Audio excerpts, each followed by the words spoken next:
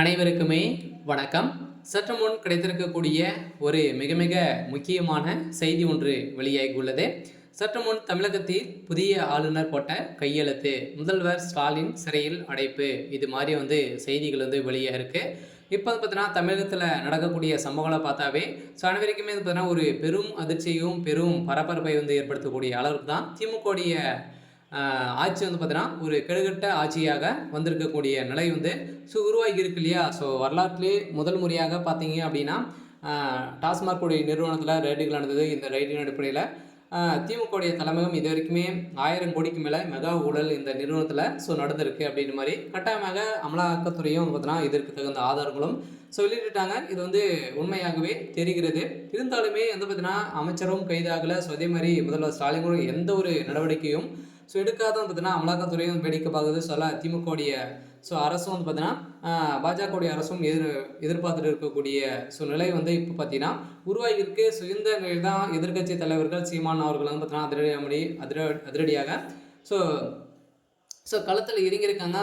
இப்போ பார்த்தீங்கன்னா இதெல்லாம் வேலைக்காவது. ஏற்கனவே பார்த்தீங்கன்னா இப்போ ஆளுநர் RN ரவி அவர்கள் இருக்கார் இல்லையா. அவருடைய பதவிக்காலம் முடிந்தது ஒரு 6-7 மாத காலங்கள் ஆகிடுச்சு. இப்போ பார்த்தீங்கன்னா அதிரடியாக புதிய ஆளுநர் ஏற்கனவே இராணுவத்துடைய படை தளபதியாக இருந்தவர் தான். இவர் பார்த்தீங்கன்னா அதிரடியாக புதிய ஆளுநராக பட்டதாக இப்போ வெளியே இருக்குது. இந்த நியமிக்கப்பட்டார் அவர் பார்த்தீங்கன்னா போட்ட கையெழுத்தில் அதிரடியாக முதல்வர் ஸ்டாலினுடைய கதை முடியக்கூடிய அளவுக்கு தான் முதல் கையெழுத்தாக இப்போ போட்டிருக்காரு அப்படின்ற மாதிரி தகவல் வெளியே இருக்குது. இப்போ பார்த்தீங்கன்னா அதிரடியாக ஆளுநர் செய்த சம்பவம் பெரும் பரபரப்பை ஏற்படுத்தியிருக்கு. இதை பற்றி இந்த வீடியோவில் பார்க்கலாம். அதுக்கு முன்னாடி நம்ம சேனலுக்கு இப்போ தான் நீங்கள் முதல் முறையாக வந்திருக்கீங்க அப்படின்னா மறக்காமல் நம்மளுடைய சேனலை சப்ஸ்கிரைப் பண்ணி சப்போர்ட் பண்ணுங்கள்.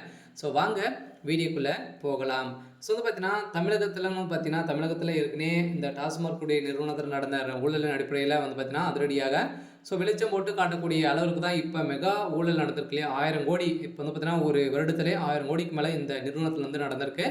அதே மாதிரி பார்த்தீங்கன்னா திமுக தலைமை இது வரைக்கும் 40,000 கோடிக்கு மேலே மெகா ஊழல் நடந்திருக்கு அப்படின்னு மாதிரி பார்த்தீங்கன்னா மறைமுகமாகவே டேட்டா வெளியிட்டிருக்கக்கூடிய நிலையை தான் இப்போ செந்தில் பாலாஜி அவர்கள் பார்த்தீங்கன்னா வாயை திறந்தார் அப்படின்னா திமுகவுடைய குடும்பமே ஜெயிலுக்கு போகிறதுக்கான அனைத்து விதமான வாய்ப்புகளும் இருக்குது. செந்தில் பாலாஜி அவர்கள் இப்போ பார்த்தீங்கன்னா அதிரடியாக விரைவில் கைது செய்யப்பட போகிறாரு. இப்போ பார்த்தீங்கன்னா நாளை முதல் கைது செய்யப்படுறதுக்கான அதிகப்படியான வாய்ப்புகள் இருக்குது. இப்போ மக்களும் பார்த்தீங்கன்னா திரண்டு கோரிக்கையும் வைத்திருக்காங்க. அதிரடியாக மீண்டும் செந்தில் பாலாஜியுடைய கதை முடிஞ்சிருச்சு. இருந்தாலும் இதில் உறுதுணையாக இருந்த முதல்வர் ஸ்டாலின் அவர்களுக்கு தான் இப்போ பார்த்தீங்கன்னா புதிய ஆளுநர் அவர்கள் போட்ட கையெழுத்தின் அடிப்படையில் தான் கூடியவர்கள் சிறைக்கு செல்ல போகிறாரு அப்படின்னு மாதிரி இப்போ தகவல் வெளியாக இருக்குது.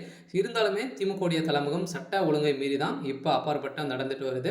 இந்த நிலையில் தான் முதல்வர் ஸ்டாலின் அவர்களுக்கு ஒரு மிகப்பெரிய கேள்விக்குறியாகவே மாறி இருக்கு. சரி, ஓகே. இன்னைக்கான அப்டேட் பார்த்தீங்கன்னா இதுதான். மறக்காமல் நம்மளுடைய சேனலை சப்ஸ்கிரைப் பண்ணி சப்போர்ட் பண்ணுங்கள். தேங்க்யூ.